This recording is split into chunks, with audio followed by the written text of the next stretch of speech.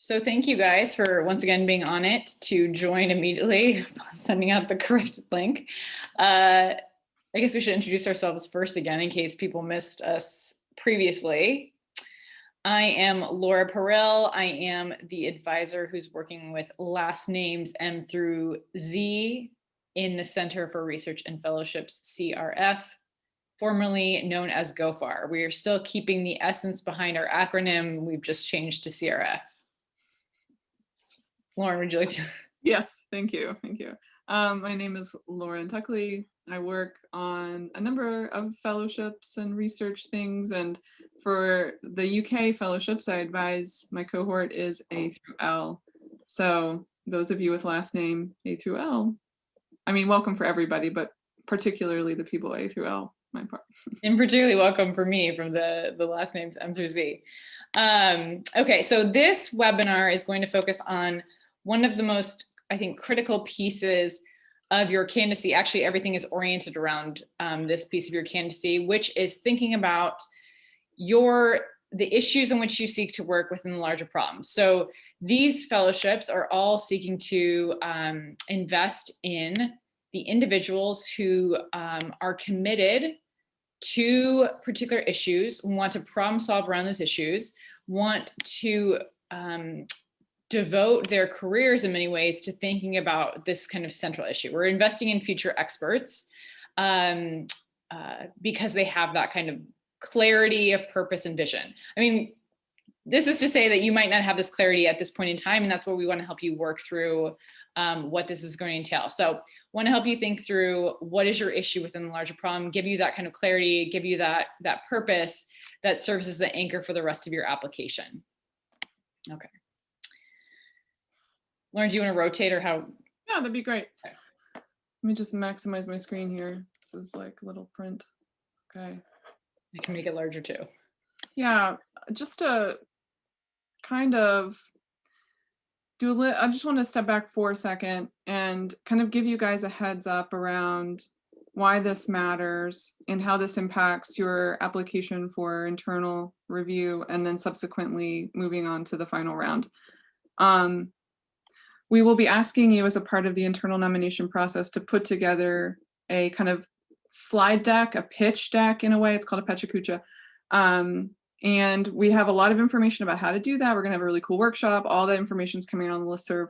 But a core part of this, and a core part of the pitch deck that you'll be putting together is designing your candidacy. And your candidacy revolves around, a challenging place where a challenging problem in a problem space, and within that, an issue that you want to really take ownership over. Not that you're saying you're the expert over it, but you're developing expertise as it's related or pointed towards this particular element within the greater, kind of body of work academically, kind of like maybe where you're honing skills experientially outside the classroom. So being able to define that becomes a really important part of not only receiving and review, being competitive for the internal review, but we're doing this because it's your candidacy for your application that's submitted in, late September, early October is really like the crux of it is about this central issue that you're going to be working on. And it is in relation to how you can, quote unquote, sell your issue, sell its relevance, sell your interest in it, your commitment, your passion for it, whatever.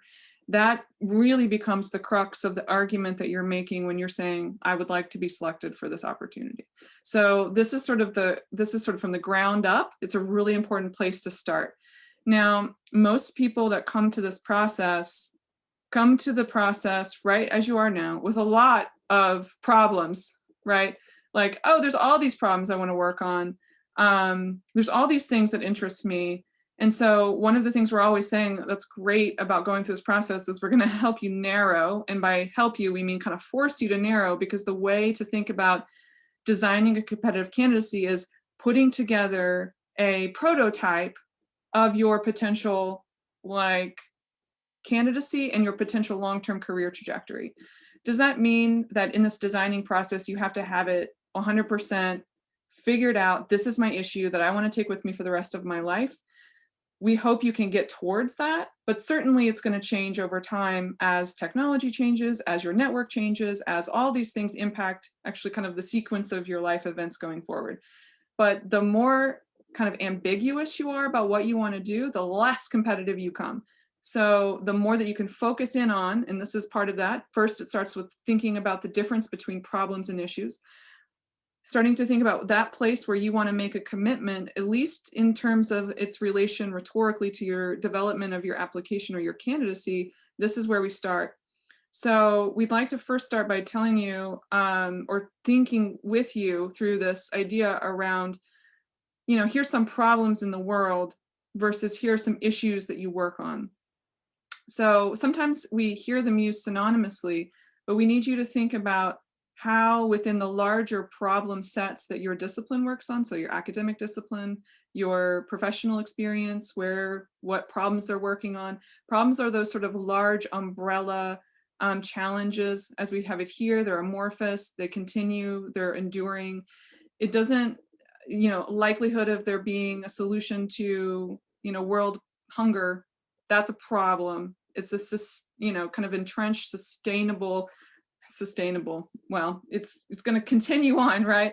Within that, you've got to, so if that's your problem space, within your problem spaces, you need to narrow down into developing the issue that you're going to incubate, that's going to be your issue. And sometimes you're already doing this. It could be the centerpiece of your summer research application. It could be the work that you're doing in the classroom or outside of the classroom, but really zoning in on something about the problem that you can start making meaningful contributions towards. And contributions can be learning, changing, leading, so that you're really pitching this slice of a larger problem that everybody can relate to, right? So some examples of those differences are like problems in poverty, right? You're not going to be given a fellowship to solve, the income inequality in the United States, right? But within that, you might find an issue that you can move the needle so slightly and make a big difference for a subset of the people that endure the, negative effects of that larger problem. And so the issue that you could be working on is, tackling policy or legislation, or how the courts think about adequate housing in inner cities, or thinking about eviction reform, right? Those would be issues that you could zero in on that are related to this larger systemic problem, but that you're kind of saying, I've had experience in, I'm learning about, now I want to go to the UK to get this skill set so I can come back and make a difference in this narrower issue. So another good example is climate change. I mean, what isn't impacted by climate change? That's a huge problem. Again, you're not going to be funded to work on climate change, to solve climate change as like, oh, you're going to solve the problem. But you can make some real differences on issues within that, where you're able to find, like I'm going to work on, the regulation of deforestation practices as an incentive. I'm going to think about incentive structures as it's related to US and Brazilian trade, thinking about how we can tie deforestation into our exchange operations. And I'm working right now, the State Department did it. That's an issue. That's a specific issue that you're going to incubate. That's going to be the centerpiece of your application.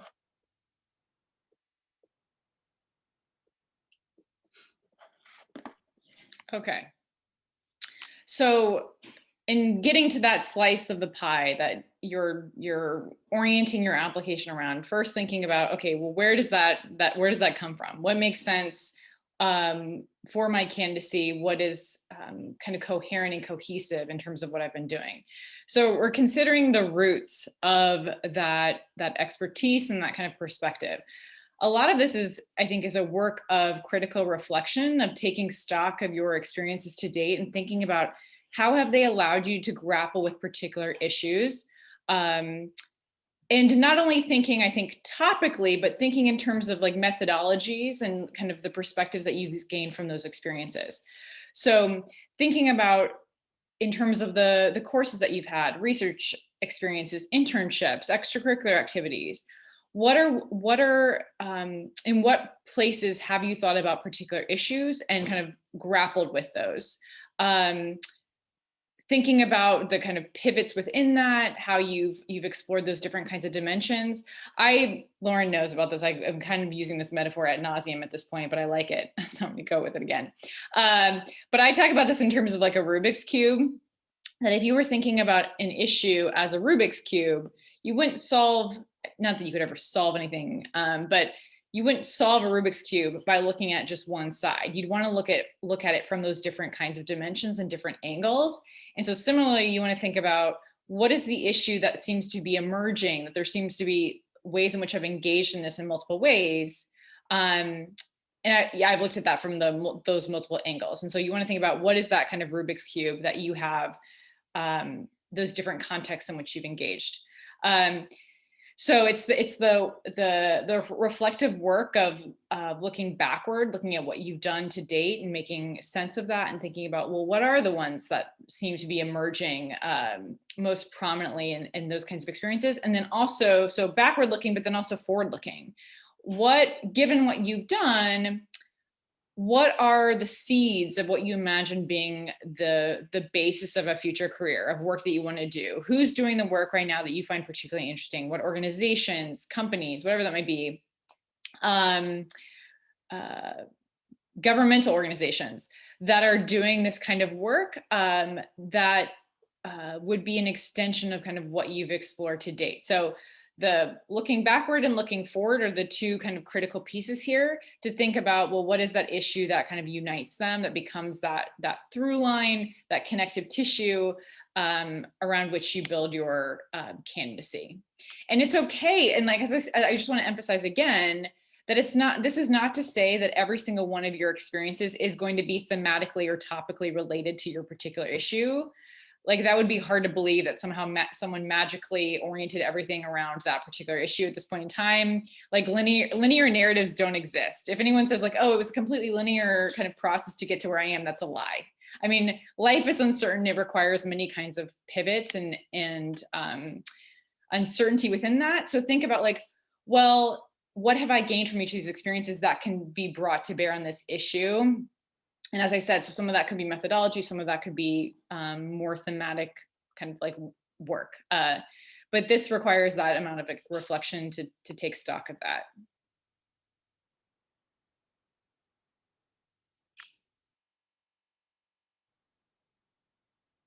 Lauren, you want to go? I'm like, all right. Lauren, oh, sorry. Okay. Zoom. I'm over it today, guys. Okay.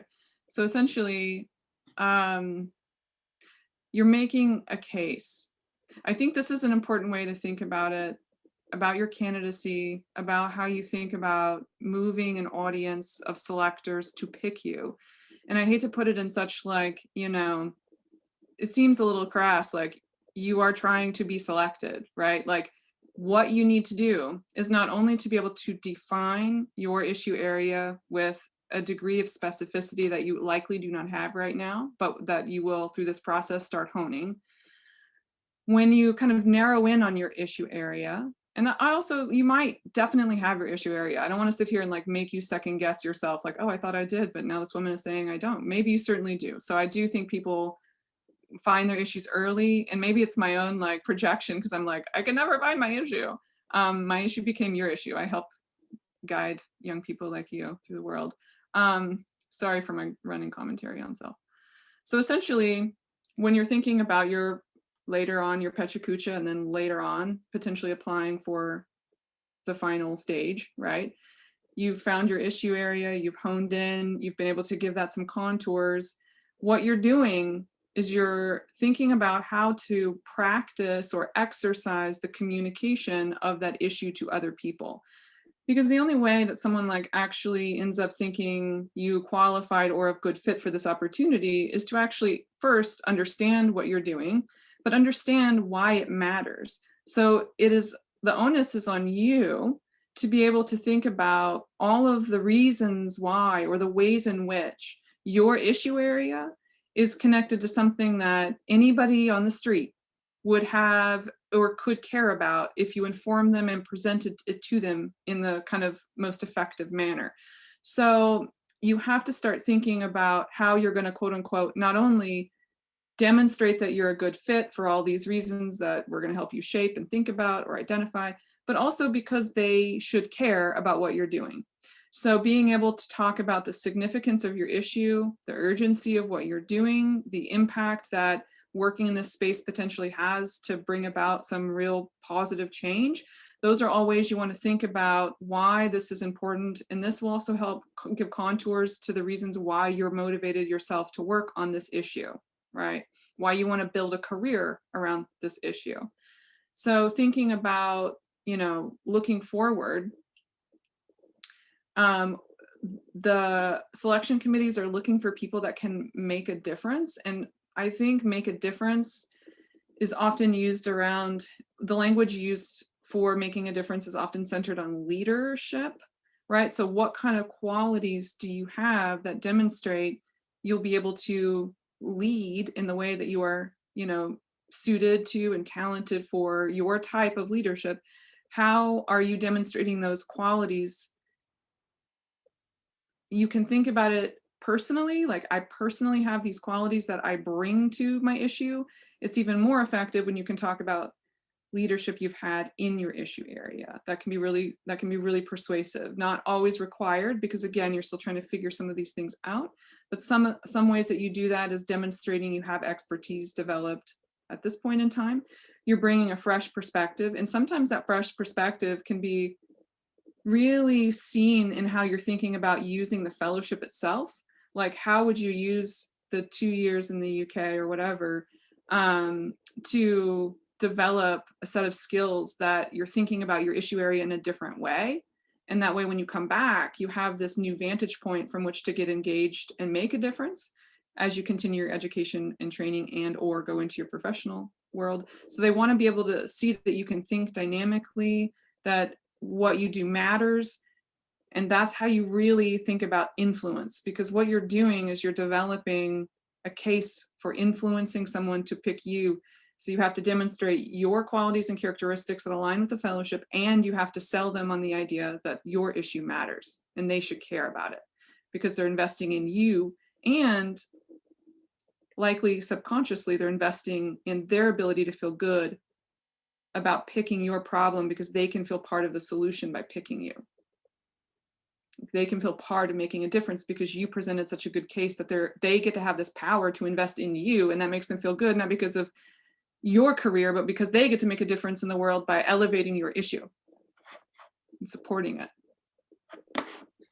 And part of this comes down to, I mean, like, what do they want to invest in? They want to invest in people who are thinking in like the creative, nuanced ways about their issue. And once again, that comes back to like the angles through which you've engaged with your issue. That makes you more kind of an interesting candidate if it's not just one dimensional, if you've engaged in those different ways. And so in some ways, this becomes like your own independent study, like designing your candidacy, and Lauren agrees with me, designing your candidacy is your own independent study in many ways, both kind of like that reflective work, but then also like, do you know who the people at the forefront of your issue are currently? Like, what are the kind of cutting edge ideas like that are happening, and where are you situated within that?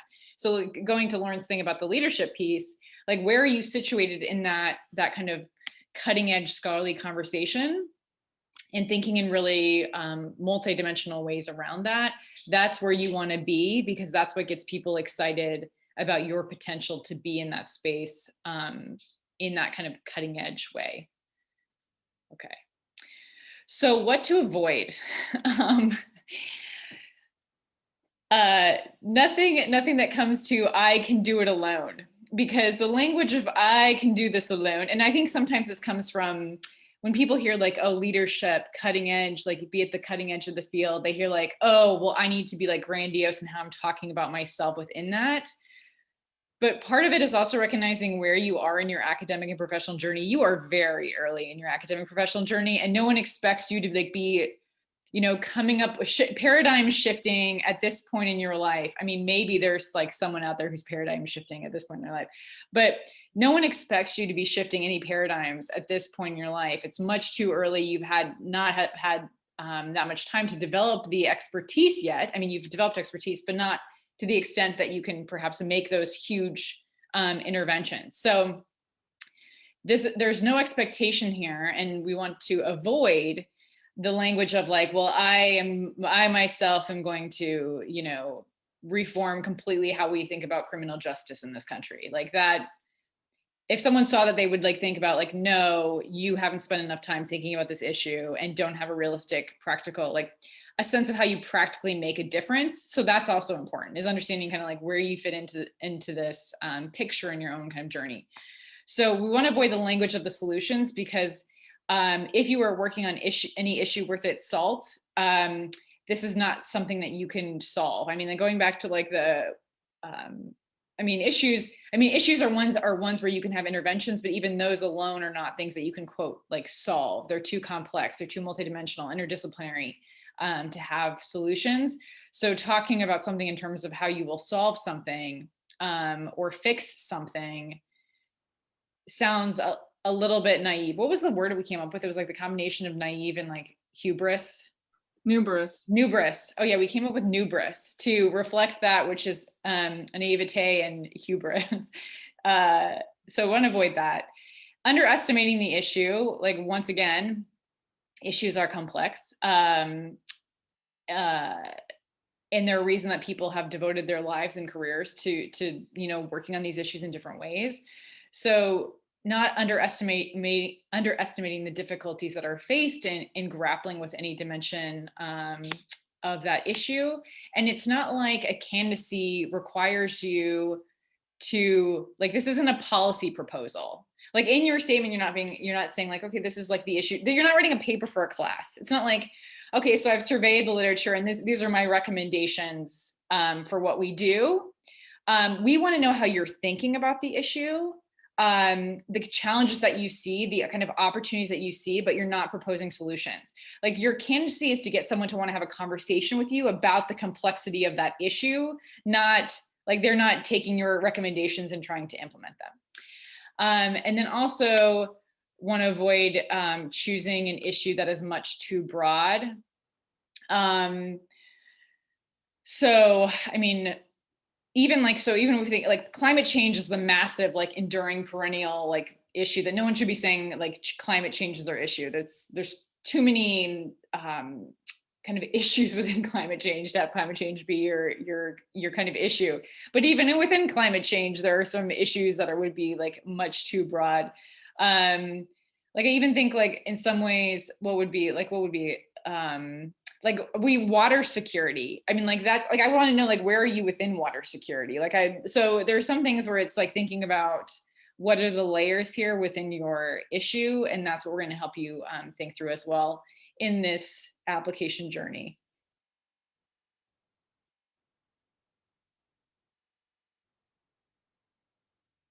All right. So some of these like questions that we're getting you to think about are ways to quote unquote like develop your candidacy and find an issue and think about how you're developing expertise or how you're going to characterize that as a leadership work, how you want other people to know more about what you do and why it's important. Now we have some questions to allow you to think about designing what's called a trajectory. So if we think about, it's almost like the past, present, and future. Maybe this is the way we might like organize the hackathon, the application hackathon. We really kind of, if you were to say there's like these little elements of, you know, assessment or review that a selection committee will look for, it's gonna essentially kind of break down into what have you done up to this point around your issue area, or how has your issue area formed as you've pursued, you know, within a problem space, a more narrowing kind of place of interest and development. Then you kind of have the now. It's like, what are you thinking about? How are you thinking about this now? How are you engaging this issue currently? There's another part of this that's really important because and that's the next steps, that's the trajectory, that's the vision piece. And this becomes really important because you can demonstrate expertise, you can hone in on an issue and say, I'm really taking this one up. Here's the way I've been studying it. You have and can develop that. But the next element, the next level, the last sort of piece here is that you're also offering a vision for change. And that doesn't necessarily always mean that you have to have your 15-step plan, from the moment that you finish your Marshall, tenure to, like your retirement party, right? Like it doesn't need to be that concretized, but you do need to come forward with some ideas around how to engage and to affect change. And oftentimes that means having a really solid awareness of the landscape for intervention.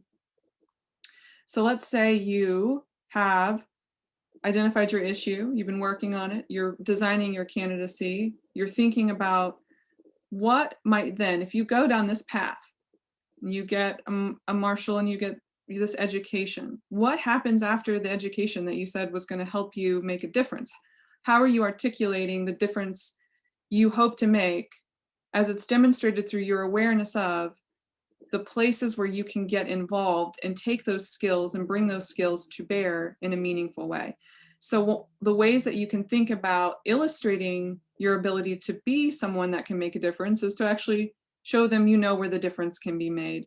So what organizations, what institutions, what workplace settings, what entrepreneurial ways are you thinking? What will you do, and in service of what, after you finish your fellowship and after you finish your graduate training writ large, honestly?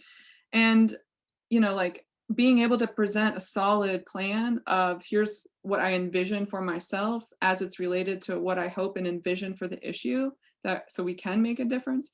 That's going to be a real barometer by which, you kind of cut the wheat from the chaff, right? Like you can have all the pieces, but it's the person that can come and show how that is implementable in a way that's really going to be more persuasive and saying like, this person knows how to like get in. They just need the tools and the resources and the network, and then we can set them in there and they can light the world on fire. So research continues. It doesn't pop out of thin air where you're like, okay, you did all this research on your issue, you were reading up on it, you're really focusing and designing your candidacy around this, but you're going to have to put as much research into potential avenues, and you can call it a career trajectory, you can call it a next step, but what roles and what institutions do you want to be working within? That's going to allow them to see what happens at the end of your fellowship year. So these are some questions to help you think about that. That's going to be a part of the assessment piece for the internal nomination. How are you thinking about what you might do after the fellowship? But again, everything that we're doing for the internal nomination process is to help you be prepared for the final process. We're asking for the same things that would be asked of there. So thinking about that research in terms of what does that outcome for you look like? One last thing I'll say around this is you can experiment. And I said a prototype, we learned this word today. It's not the first time I learned the word, but we're learning it in a new context. Like you are designing something as a pitch for them to see your potentiality. So it's not inauthentic to offer a vision for yourself that's specific, that's honed, that has some more concrete next steps after you finish your degree program, even if you're not 100% committed to that because you have 14 different plans that you think would be good too. You're picking the one that you're presenting as the best case for you. You're presenting your best case for self and what you want to do. And honestly, like, I cannot tell you the number of times like we'll have an alum come back after receiving a fellowship, and they are in a vastly different space than they thought they were when they were designing their fellowship application. And that is not inauthentic, what they were representing at that point in time. They were representing a way of thinking and a dynamic commitment to an issue that really worked on sticky problems in the world. And those people went on to do those things and continued to engage and grapple, but they did it in ways they couldn't have even foreseen when they were like a junior or a senior in college. So we're not trying to get you to be artificial and to sell something, but we're also trying to like encourage you to think dynamically and ambitiously and really thoughtfully around a path. And that's what you're going to put forward.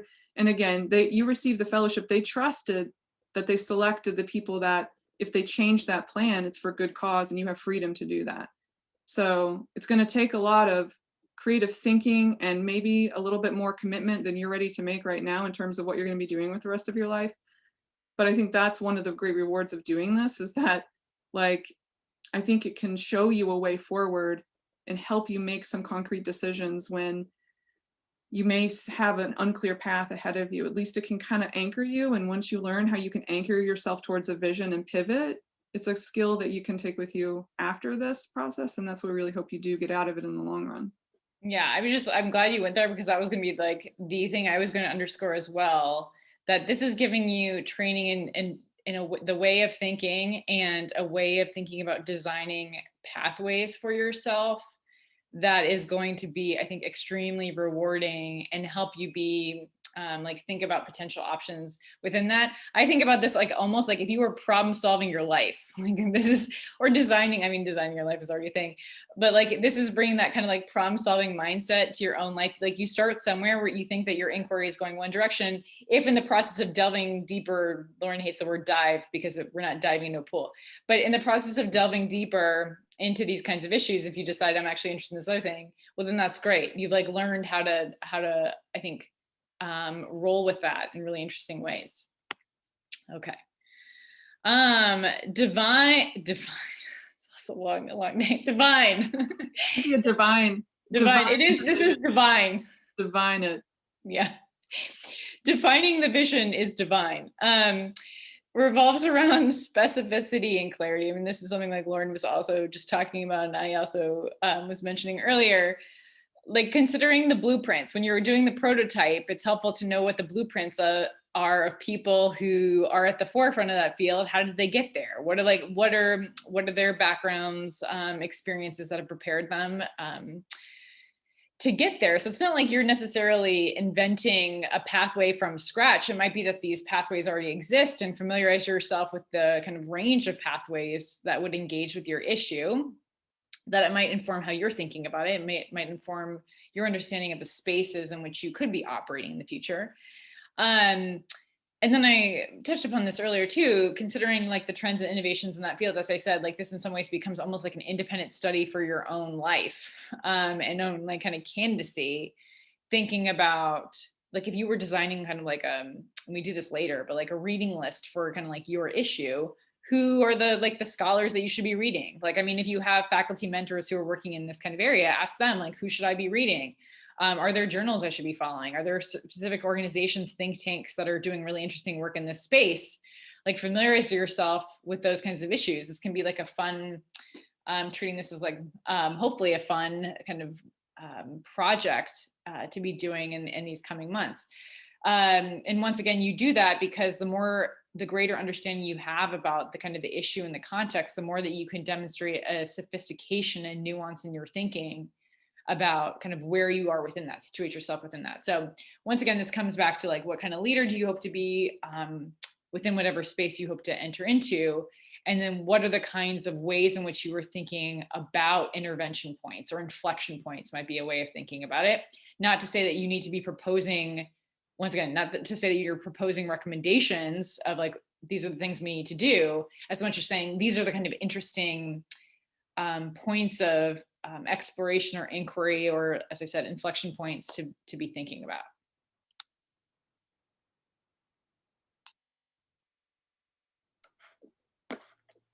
Yeah, so one of the important things to think about is, so you might find yourself kind of in one of two camps. You're probably in the camp where, I have my issue, I just know it so clearly.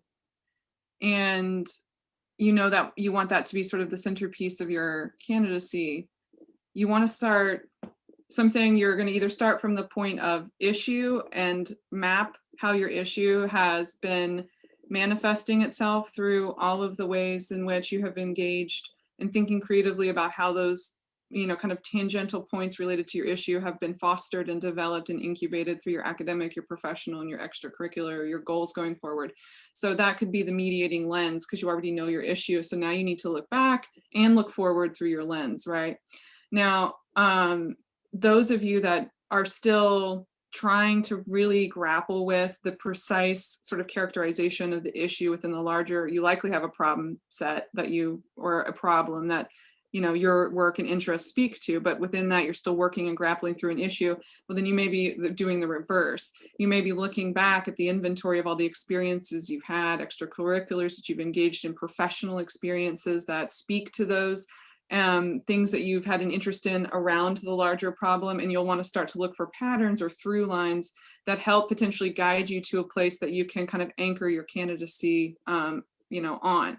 So some of that requires, like thinking about all the things that you've done, how they fit together, and how you're going to think about if those things that you have interest in, if your issue area that you've identified, how those fit with the particular fellowship's interests. And what I mean by that is they're interested in identifying particular types of people doing particular types of things in particular ways for their fellowship. You want to be able to reflect back certain elements and find ways that what they're looking for is represented in some of the things that you've done or the issue that you care deeply about.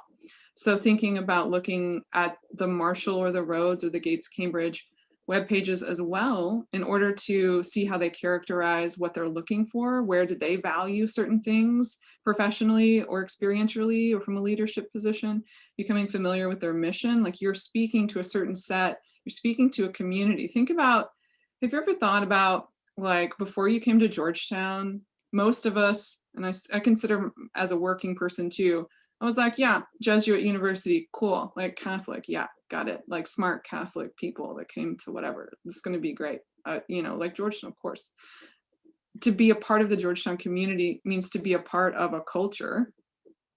And thinking about and reflecting back on my own experience of Georgetown, I'm very grateful for this culture, but I could not have articulated at the time what that kind of Jesuit values really meant and how that is instantiated in our work, in our conversations, in our classrooms, until I was a part of that community. So now when someone's like, oh, Georgetown Jesuit, what's that? Like it means something radically different than being on the outside. So as much as you can, you need to start thinking about how what you present and how you think does or does not fit with the fellowships that you are interested in applying for.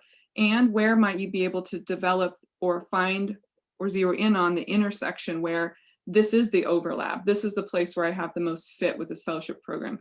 Looking at alumni profiles, those are all ways to determine your fit. And sometimes we also consider fit questions of competitiveness, right? So if you're starting to see in scholar bios, or you're starting to look at like some of the bare minimum requirements, what they're looking for, it's a very fine line between, it's hard to do this. It's hard for you to do this, to have a perspective on yourself, because usually people are undercount. They're like, they under assess their competitiveness, like, oh, I'd never be competitive. All these people have it all figured out. Or you are often likely to overestimate your fit for a fellowship. So it's usually not one of these things where you're a complete fit or you're not. Usually there's a spectrum and you fit for things more than others. And you kind of have to figure out, one of the reasons why we have an internal endorsement process is for you to give it a go, and then to let other people that know more about that culture determine if what you have, what you've presented, what you've done reaches the caliber of competitiveness, right?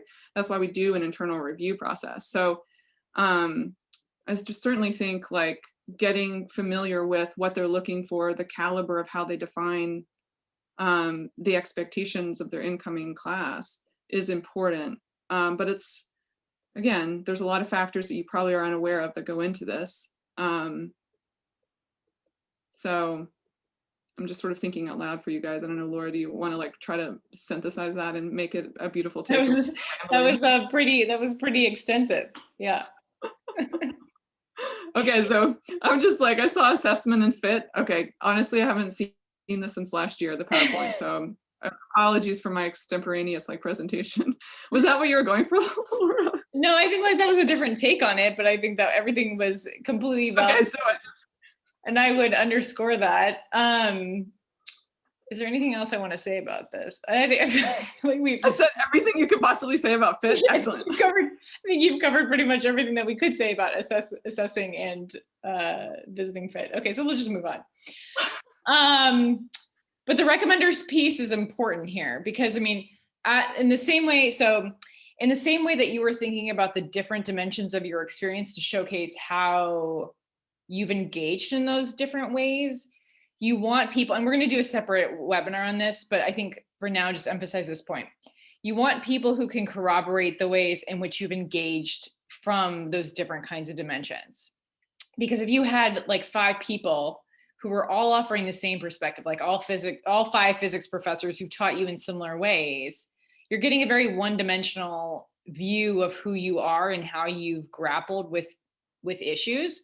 So think about who are the individuals who can highlight you from those different perspectives and different angles. And it's not like this has to be solidified at this point in time, but certainly food for thought as you're doing this kind of reflective work of thinking about in what ways have you engaged and where have you engaged, who are the people who had front row seats to that kind of engagement, and can offer that really kind of like different valuable perspectives in that way. So like add texture to your candidacy.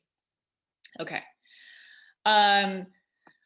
We've mentioned before, and we've even mentioned in this webinar, that we are going to have a super exciting candidacy hackathon, because as we mentioned, we want to think about like you being a problem solver for your own candidacy and own kind of futures. How are we designing your future? So the candidacy hackathon is going to give you an opportunity to think both about the issues on which you hope to work, but also the experiences that have prepared you for this work and informed your perspective.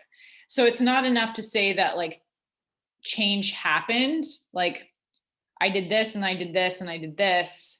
Oh, and it gave me an idea for why I want to do this. Well, what did? Like what were the mechanisms that changed your thinking, that and how you reacted, how that made you want to explore something in depth. So think about the kind of story behind those pivots, and how you've engaged. Those are kinds of questions that we're going to tease out at the candidacy hackathon, which is going to be Friday, May 7th. And we have an Eventbrite for that, and we will be circulating those details. To end in a Pechakucha. Would you like, Lauren, anything else we need to add about that? I mean, I think our next webinar is actually going to be on recommenders. So to my point here, that will be, I think next week is we're going to be talking about the strategy behind selecting recommenders and how to have conversations with them about supporting your candidacy, because just as kind of like life advice here, because we like to dish out life advice, recommendations are not transactional. It should not be a thing where you go to someone and say like, hey, would love for you to write me a letter. Thanks. Kay, this is the deadline. Talk to you later. That is never a way. I mean, like you could do that, but that's probably not going to be, I think, the best way of securing a really kind of supportive letter. I think the strongest letters come from continued dialogue and supporting your recommenders and making sure that they have insight into how you were thinking about your candidacy, so that they also have an anchor point by which they can connect their experiences with you, their kind of understanding of your credentials and accomplishments and achievements in whatever context they were with you, and connect that to their belief in your potential to succeed in working towards the issues that you want to work on. So we're going to talk about that next week. And then you have this May 7th hackathon to look forward to. It's going to be a great series. Okay. Oh yeah, here we have this information. So it's right here. Monday, April 19th at 4 p.m. we're doing the recommenders webinar. Okay. We can take questions if anyone has questions, if you either want to chat us or ask a question if anything was unclear. I learned a thing and I really like it. Maybe it's like we always like coming up with fun words to use, but like, what was the muddiest point of this webinar? As in, like, what did we say that you were like really confused by? You're like, that's so muddy. I don't like know what on earth they're talking about. Probably So, the fit. What? The fit. Probably the part on fit. Yeah. Because I just have questions about what I was saying. Can someone please clarify? Okay, so Mary, go ahead. I think you were first. What do you mean by like a hackathon? I don't know if that's a stupid question, but like what is that gonna look like? So hackathon, I think hackathons, wouldn't it, like hackathons have emerged from this like design thinking. Like, I don't know how much you guys know about design thinking, but like ideating around like problems, basically. And so like we're treating your candidacy as kind of an issue to think like it's kind of meta in that way. Like you're working on issues, but then your candidacy is also kind of like an issue to work around. So we're thinking about like how to design your candidacy. So a hackathon is just like our fun way of saying we're going to think about designing your candidacy. Yeah. It's like different. Like we're kind of like hacking the system a little bit. Breaking it down. Breaking it down. Yeah. Using multimedia to do so. And like the thon part is like, we're going to take some time to do it and walk you through it. I don't know. I'm going to have to look at the etymology now of hackathon and see if we've used it appropriately, but roll with it, guys. It's our branding. Hackathon. You want to go to a hackathon. You don't want to go to a workshop, right? Mm-hmm. Also because hackathons involve like, I feel like they involve like highlighters, sticky notes. Like we're going to use virtual sticky notes. So I think. Yeah. Are you looking it up right now? The bar for hackathon. If you're using sticky notes, you know it's a hackathon. Yeah, especially if they have neon colors. You're right. Yeah, unfortunately, we can't do this in person. Use our neon. They probably are still in our cabinet. No, I want to write on some stuff. I want to write on a wall. Yeah. Okay. Is it Haitian? It's Hokkien. Hokkien. Okay, go ahead. Yeah, I have a question on the part you mentioned about like the goals and the problems we should have in mind when designing the candidacy. Mm-hmm. And so like you mentioned, it shouldn't be like a specific answer to the question, but at the same time, we should have a general idea about how to solve the problem. So I wonder like, how does that work out? And can you clarify on that a little bit? So you don't have any solutions right now. You don't have a sense of like how you solve. So I should clarify this. Putting together a persuasive candidacy isn't about saying, I have ideas for how to solve this problem, because someone would challenge that and say like, you are too early in your academic professional career to like have, I think, any language of solutions. What you want to show is that how you are thinking about the different dimensions about the issue that show that you've developed expertise and have an idea about the challenges and opportunities that exist without suggesting solutions. So to give, maybe we'll give some examples about this. So for instance, one of the candidates I worked with this past cycle was interested in the gaps in our historical narrative around Black women's religious experiences and their involvement in pivotal religious movements of the 20th century. Now, there's no like solutions around that. It's recognizing there are these gaps that exist and what is lost. So it's almost like what is at stake in the ways in which these particular issues are being engaged with currently, and what this particular candidate, not only what their scholarship was going to do to contribute to that scholarly conversation, but also in terms of their involvement as an engaged like citizen scholar, why their contributions in that way, we're going to have a larger kind of like societal kind of like impact. So it was getting at what was at stake. It was recognizing these are the kinds of intervention points and the challenges that exist without being like, this is exactly like the 10-step plan for how we address it. Does that make sense? Mm-hmm. Okay, see if I understand it correctly.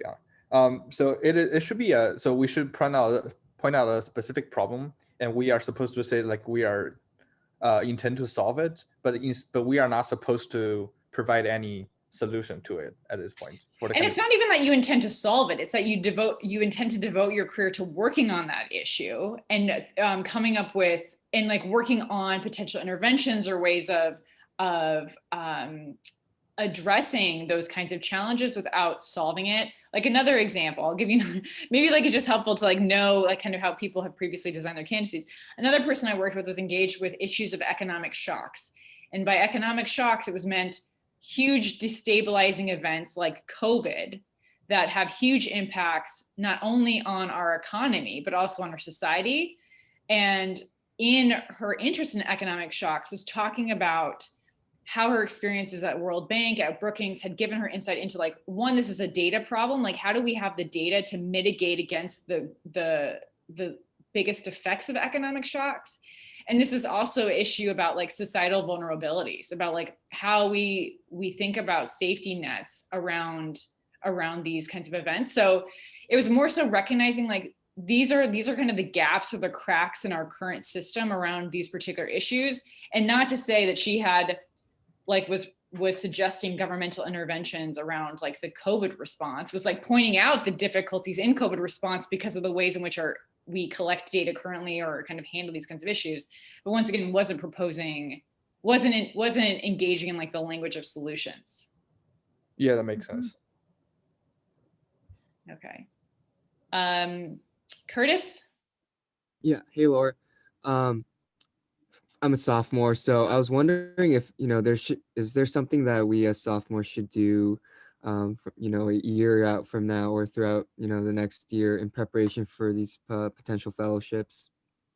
I mean, my response, I know, I think Lauren would agree with this too, is like engage.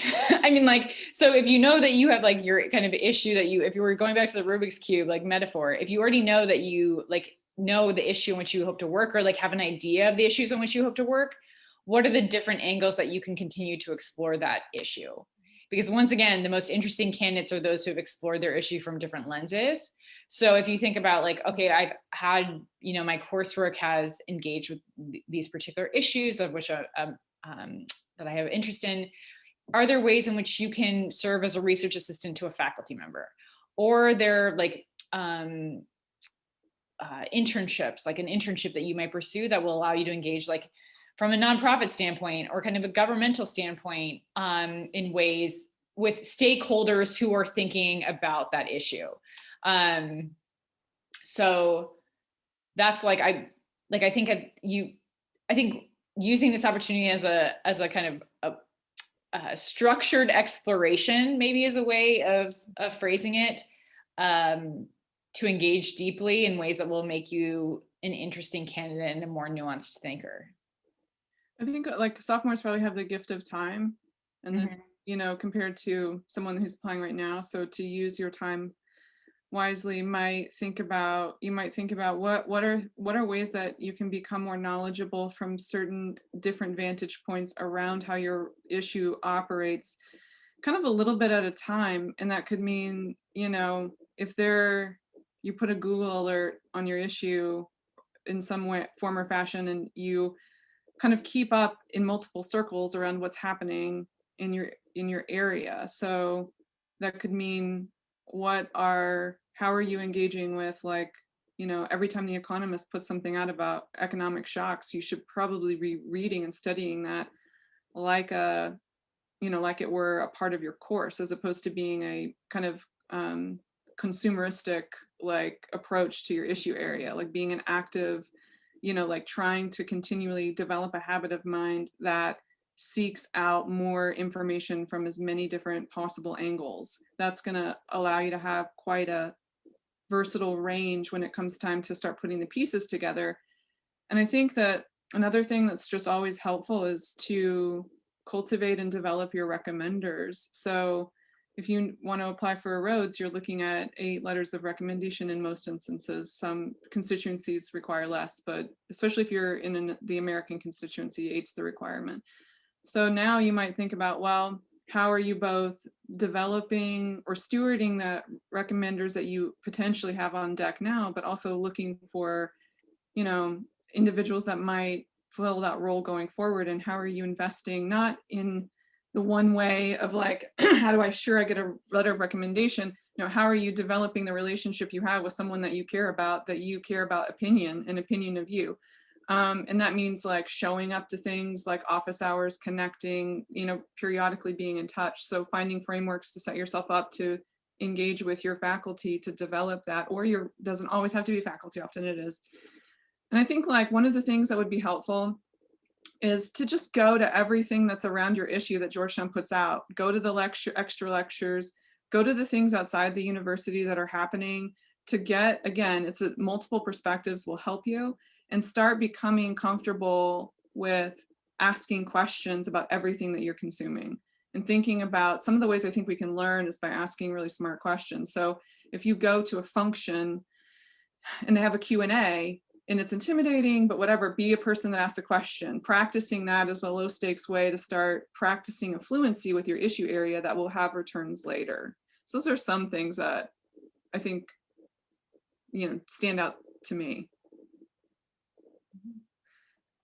Informational interviews are also helpful as well. You might if you're thinking about landscape of change and you have no idea what that looks like, there's a lot of people that would probably, Hoya Gateway, you could use the Georgetown network to find people in industry or in the problem space or in NGOs or government or private sector that are doing that kind of work. And how did you get into this? Tell me about how you started from, graduating at Georgetown to getting into your work at XYZ. Those would all be really good things to have. It's going to give you models so that when you get an interview question about well, how does this function from a legal perspective?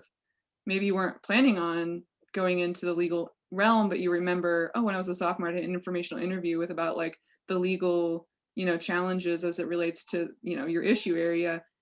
And as you were vetting your issue area, you got that perspective, and a little anecdote like that crushes an interview question. And just those little pieces, you never know what's going to be an important thing. And honestly, this is what's really cool. By doing this, you have informational interviews. You may not even end up applying for nomination because you get, you might meet someone and they show you something and now you're excited about, we hope you will apply for a fellowship, but maybe you don't. And I think going out and being naturally curious and collecting information and then reflecting on why am I doing this?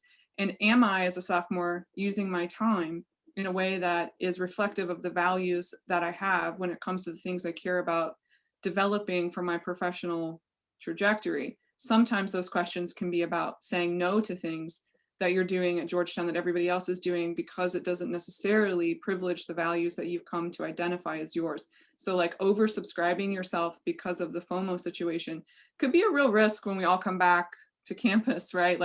Everybody probably wants to do everything social. And I'm not saying don't be social. I'm just saying be careful about how you spend your time outside of the classroom and make sure it pays off multiple returns.